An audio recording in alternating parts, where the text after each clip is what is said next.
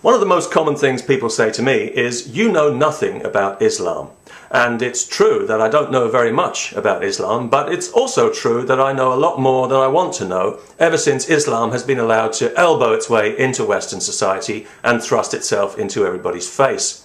I know, for example, that Islam allows a man to beat his wife, and all over the internet I can find videos of Islamic scholars explaining exactly how to do this. These are the same scholars whose reading of Islam has turned the country of Saudi Arabia into the kind of place where a person can be executed for witchcraft, or where a father is allowed to sell his prepubescent daughter to a child rapist and still call himself a man. I know that Islam encourages violence against apostates, against Jews, and against homosexuals, and I know that anyone who dares to criticize it for this naked barbarism will be physically threatened and put in fear of their life. I know that in the Western world, rape is a crime against women by men, whereas in the Islamic world, rape is a crime by women punishable by, guess who, men. And I know that for these reasons, no other religion makes me feel quite as ashamed to be a human being as Islam does, and coming from a Catholic background, believe me, that is saying something.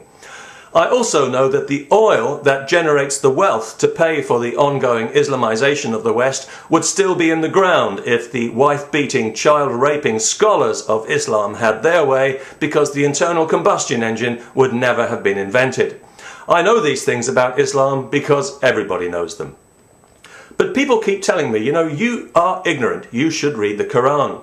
Well, okay, so I read the Quran, but then somebody said, oh, you read it in English.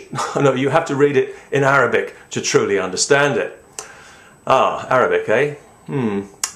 Well, okay, maybe I could learn Arabic. It would certainly be more than most of the Muslims on this planet have bothered to do. Let's see now, what else would Arabic be really useful for, apart from reading the Quran?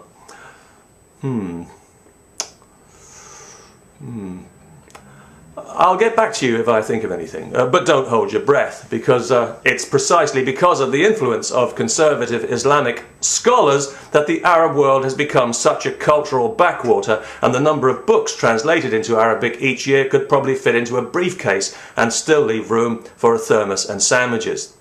So anyway, I was reading the Quran in English like an ignoramus, clumping through it in metaphorical hobnail boots, so to speak, but one passage did catch my eye, and that was Surah 109, Al-Kafiroon it's called, or the non-believers.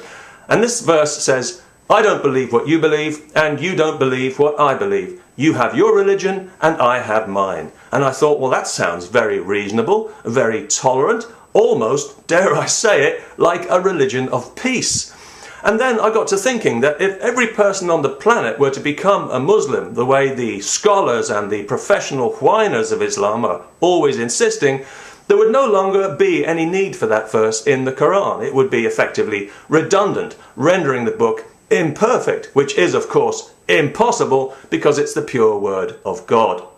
So clearly, God, in his infinite wisdom, anticipated that not everybody would want to be a Muslim or would be suited to being a Muslim for one reason or another, and he approved of that situation, otherwise he wouldn't have said so in the book.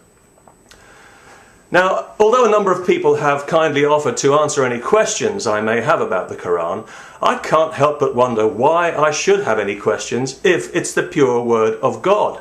Is God not capable of expressing himself clearly and directly to me without ambiguity, even in a crass and unsubtle language like English?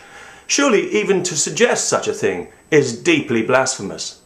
To explain or to interpret the Quran is surely an attempt to undermine the pure word of God, to adulterate it with a human perspective, and in the case of the scholars who depend for their very existence on such adulteration, with their own personal neuroses. Because sealed as they are in their ignorant little bubble of righteousness with nothing for company but chronic sexual repression and a pathological fear of women, the holy men of Islam have no knowledge and no wisdom and not a spiritual bone between them, so they have to rely instead on the only thing they do have, the capacity to generate fear, which is, of course, the lowest emotion a human being can have. Is that really the purpose of Islam? Crude violence, the threat of crude violence is always the first option with these sad little men, because it's literally all they've got at their disposal. How empty is that? That's why apostates are killed in Islam, because the primitive throwbacks who define the religion simply don't know any other way. It's the scholars who call for the brutal punishments, who sanction the mutilations and executions, the monstrous treatment of women, the abuse of children, the murderous hatred towards Jews and homosexuals that have turned Islam from something that could have been beautiful into a dark, inhuman religion of death, tainting all Muslims in the process. Because if you're a Muslim, these people have coloured the way the world sees you, and they are not doing you any favours. And that's one thing I do know, and so do you. If every Muslim was encouraged to read the Quran by listening to God through their own heart and not through somebody else's twisted mind, what a different and vibrant religion it might be. Peace. That's what we're looking for. That's what we want.